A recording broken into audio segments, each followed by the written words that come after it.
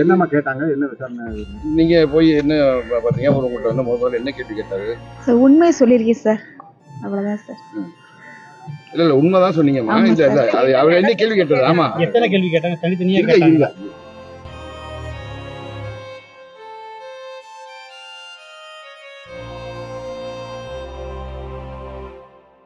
இல்லை சார், உங்கள் பையன் எத்தனை மணிக்கு வேலைக்கு போனா அப்படின்னு கேட்டேன். 8:30 மணிக்கு வேலைக்கு போனேன் சார்னு கேட்டேன்.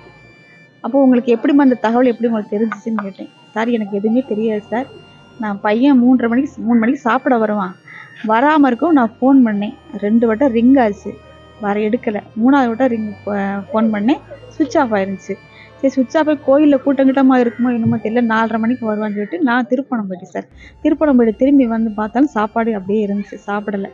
சாப்பிடாமல் இருக்கவும் திரும்ப எனக்கு ஒரு ஃபோன் வந்துச்சு, என் தங்கச்சிட்டேருந்து ஃபோன் வந்துச்சு, இந்த மாதிரி ஒரு பையன் இது செஞ்சுட்டானா அப்படின்னு ஃபோன் வந்துச்சு.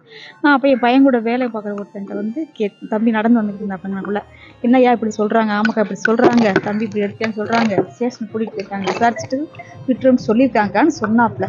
அதோட சரி நான் இருந்துட்டு சார், என் பையன் சின்ன பையன் வேலை விட்டு வரவும் அவன்கிட்ட சொன்னேன் சார். அவன் சொன்னேன் இருங்கம்மா என்னன்னு பார்ப்போம்னு சொல்லிட்டு பசங்கிட்ட போய் கேட்டு வந்து ஸ்டேஷனுக்கு நான் சொன்னேன், நானும் நீயும் போய் பார்த்து வரணும் அண்ணனா அப்படின்னு சொல்லி போனோம் சார். 2 பேரும் போய் என் பையன் பெரியவனை பார்த்தேன் சார்.